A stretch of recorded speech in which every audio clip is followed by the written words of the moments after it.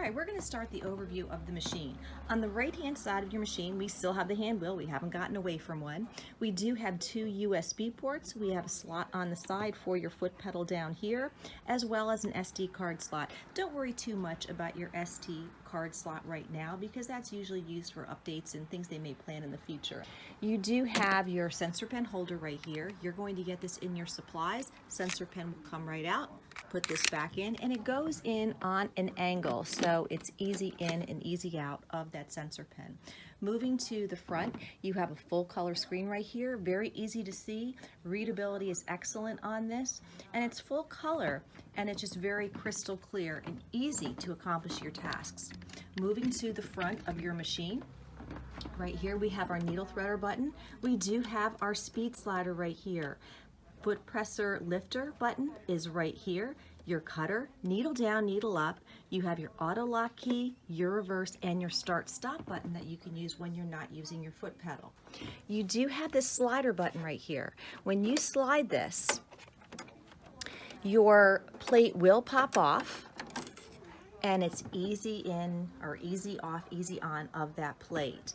And this allows you to clean that bobbin area, so important, and I'm going to show you how to do that very soon. I'm going to slide this right back on, and you're going to have your standard foot installed on your machine. Right now I have the embroidery arm installed on the machine, but you could easily take this off and put on your accessory tray. Please make sure when you're taking this off or putting on the embroidery unit that your machine is off. It's not going to damage it if you forget occasionally, but it's just a good idea. Make sure your machine is off when you're putting this on or taking it off. All right, let's look at the top. So I'm going to open up my lid here, angle this up a little bit, a platform in your accessories for your threads. So this right here is magnetized. I'm going to set this on top on the machine, and this will be able to hold 2 cones of thread. And again, this is in a nice compact case when you get it. This folds up or down, so you can actually store this in a flat position with the cover if you intend on traveling with your machine. And what's nice about this is this platform will allow you to use your cones and your large size cones because they won't be able to fit in this area right here. When you are going to wind your bobbin winding seat is right here. So this is where you're going to put your bobbin, and I'm going to show you how to wind a bobbin. Now, many of you are very familiar with the bobbin hole on top, and I know when I learned how to sew, we would put our thread through the center and up out the top, and then we would put the bobbin on the bobbin winding seat, and then we would just hold that thread. And the machines were so powerful and they wound the bobbin so fast that the thread would just naturally break off. If you find that you're doing it the same way, you're pulling the thread through the top of the bobbin and holding it to wind your bobbin, you could still do that. But you may find that the thread is not breaking off. So what you can do is once your thread goes all the way down and then all the way back up, filling the bobbin that one time, I like to stop and then just snip the thread at the top to eliminate that tail. But I'm going to show you an alternate way to thread or wind your bobbin. And I'm just going to take the bobbin right here, and I'm going to put the thread on the machine. So you get a number of spool caps. This is one of the size spool caps you're going to get. You also get an extra small, you get a small one, but this is going to be perfect to use with this size of spool of thread. So you want to match the cap to the spool, and you have a separate bobbin winding motor to wind your bobbins. This is so cool. So you don't have to unthread your machine to wind a bobbin. So I'm going to put this right here on this spool pin. You just lift it up, it does retract. Put on the spool cap and just have it flush with that spool of thread. I'm going to take my thread right here, and it actually shows you on the top how to, and you do have put your thread through the thread pass to get to the bobbin. You have this little clip right here. When I take my threads, I'm going to take that thread over here, and I'm going to put it through that first guide, and I like to hold it like dental floss. So put it through back to front, and it just snaps right in. You probably heard that. Then you have the bobbin winding tension right here. Now don't put it around the back to the front. Bring it like a figure 8. Hold it so it's taut. And I like to say put it through the cup and saucer, because this kind of looks like a cup and then you have a saucer on the bottom. So put it through that from the front going around to the back and floss it through. That will make sure that your thread is properly engaged in the tension. Now this is where it gets very easy, because I take my bobbin and I make sure that I have a tail. So I'm going to take that tail, wind it around the bobbin, and I don't really count. I just do it enough times that's fairly secure. You can kind of see that right there. And then I'm going to set it on the bobbin winding seat. There are little cutouts, little ridges in your bobbin winding seat. And if I lift this up, I count 2 ridges in that seat. And those ridges are cutters. So when I put on my bobbin, let me do this again. Snaps right in. I'm going to slide my tail through one of those ridges, because those ridges are cutters. And I'm just going to put it through and pull it. Whoops. There we go. And it cuts it right off. The problem with doing it this way is that a lot of times people don't pay attention to this thread that is sagging down, and that is a big no-no. You don't want the thread to sag, because what will happen is if we go to wind our bobbin by pushing this to the right, when it goes to wind, it's going to potentially wind under that bobbin winding seat if you have this laying here. So what you always want to do is take the thread in the back and pull it so the thread is taut from the tension to the bobbin. Very, very important, because like I said, we don't want that to collect under here, because that's a real pain in the you-know-what. All right, so once I have done that, when I push the bobbin indicator over to the left, a screen comes up here for my bobbin winding, and I can control the speed of how fast I wind that bobbin.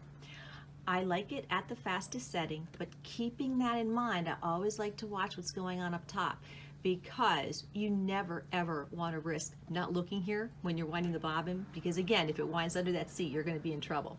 All right, so I'm going to press start, and you can see right here, it started winding the bobbin. It will stop automatically, so we'll wait till that to finish. And it goes pretty fast too.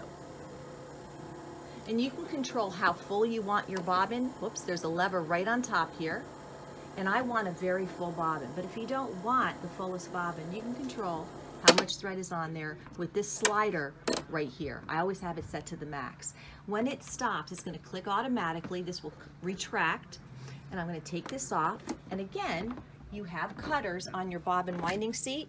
So I'm just going to put this right here, cut the thread, and then I have a full bobbin. Easy as can be. So right here, here's my bobbin, took it right off, and I am ready to install this bobbin into the bobbin case. So let's see how to do that. We're ready to install the bobbin into the bobbin case. So this slider tab right here, just slide your finger on this tab and it will pop the needle plate cover right off the machine. Set that aside, and then I'm going to take out the bobbin that I have in here just to show you how to insert the new bobbin. But when you put the bobbin in, the thread always comes off the left-hand side. That's very important. Not the letter Q. It should look like the letter P with the thread coming off the left-hand side. When you put your bobbin in, and this is really important, a lot of people forget to do this. They just do a kind of like a one-handed bobbin insertion. That is not good, because you want to stabilize that bobbin with your finger and then put the thread under this metal tongue right here, this piece right here. I'm going to stabilize my bobbin so it still spins, but I'm getting a little tension there, and pull my thread under the tongue, and then I'm just going to follow the arrow right here, bring it, I call it the track, bring it around the track, stabilizing but letting it rotate, and then bring it to the right, and this is a thread cutter right here. Your thread is now in that bobbin case. You can take the needle plate cover and just set that right on top. It snaps right into place. Let's go through the threading of the machine from the spool to the needle right now. I'm ready to thread my needle, so I'm going to take my thread off of the separate bobbin winder spool pin right here, and I'm going to take it and set it right here in the front. And again, I talked to you about having that platform in the back, so you can put your larger cones in the back of the machine, but I'm going to show you how to thread from here. First thing you do is put your spool on, put on the cap to match the spool. When you are threading, and this kind of befuddled me when I first got my Brother machine, sometimes you have this little cover here that's hidden. Watch what happens when I press my presser foot lifter button into the down position. And this little cover is displaying right there. And for the longest time, you know, when I first learned how to, when I first got my machine, I was like, why is this sometimes covered and why is it not? Because you should always have your presser foot up. And I tell people this in class, and this is just a reminder that when you go to thread your machine, if that little cover is showing here, your presser foot is not up. And you always want to make sure that your presser foot is up when you're threading your machine, because that will open up the tension and allow your thread to properly seat in the tension guides. All right, so my thread is hanging off the front. I'm going to take it just like you're going to floss your teeth. All right, and I'm going to put it under the first guide right here, and that's this metal piece right here. And I do like to hold it to give it tension. So I'm going to get my thread again and then hold it here, bring it around, and then down the front, bring it up, and then into the take-up lever. This is where I do let go right here, and I'm going to bring it down to the guide right here, slide it into this guide, and it goes from right to left, and then I'm ready to thread the needle. So to thread the needle, you're always going to press needle down, needle up. And that's because it will put the needle in the highest position. Do not rely on your hand wheel over on the side to raise your needle to the highest position, because if you do, your needle may not be in the highest position as per the machine, and you could actually bend your needle threader. And that's not a good thing, because we want our needle threader to work all the time. Speaking of which, your needle threader should only be used on needle sizes 11 through 16. If you're using an extra small needle or an extra large needle like a 9 or a 10 or an 18, do not use your needle threader. Do it by eye, because you could damage it. So it's for most of the needles that you're going to use. Once I have it into this last guide, and that is numbered as 6 right here, you can actually see that if you're looking close to your machine. You're going to take your thread and put it in this groove right here. This is your number 7 guide, and it does show you on your screen how to do this. So it goes right in number 7. Make sure it goes in there, because this kind of serves like a to hold that tension. And then you're going to swipe your thread over the cutter on the side from back to front. So it goes back to front over that cutter. Then you're just going to press your needle threader button right here, and your needle threader works perfectly, and you can see that it actually threaded our needle, and that is so awesome. That is such a wonderful feature. It's going to come in really handy, particularly with embroidery. All right, so that covers the basic threading of your machine, and now I'm going to show you how to clean your machine, and then that will conclude this video. Right now we're going to do some basic maintenance on our machine. First thing I like to do is to just press the button in the back of the foot so my foot will drop, and I can remove this and set this over to the side. Then I'm going to swipe my slider button forward toward me and take out the plate. Now, a lot of people get nervous about taking the bobbin case out of their machine because they're worried that they're not going to insert it correctly again. But what I do is I always look at how the bobbin case is inserted. And you could also use your smartphone and take a picture from an angle looking down, like from the top to the bottom, on how this is actually set up. It's just a good reference point. But when I look here, I'm going to try to lean you over like I am looking at right now. I can see in this area, I see a white dot on the bobbin case and a white dot on the metal part. Little hard to see, but if you look straight down, you're going to see those 2 white dots together. So that helps give you a visual clue on how to make sure your bobbin case is set back in correctly. I'm going to take out my bobbin case and my bobbin, and then you're going to see that bobbin case right here. After you've been sewing a lot, you're going to have a lot of lint in your machine. And in your box of goodies, somewhere in here, you have a nice little brush. here's the brush that you're looking for. Very handy dandy. Just take this. You're going to want to wipe around the bobbin case itself, get out all that lint. You may have lint here. Just put that in here. A lot of people ask me about canned air. Do not use canned air, because what's going to happen is you're just going to blow that dirt, dust, and grime into your machine further. When the techs clean your machine, they will use canned air because they will take off the covers so that dirt and grime has somewhere to go. Also, make sure you wipe down your feed dogs, because a lot of dust tends to collect in this area too.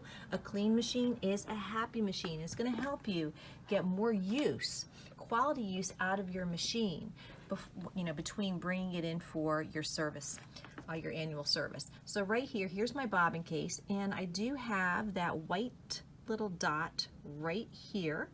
So I'm going to line that up with the white dot on the metal piece right here. And that's my guideline. And if it doesn't slide in correctly, it kind of goes in a certain way. And I'm kind of standing up at an angle, and it's kind of hard to get in.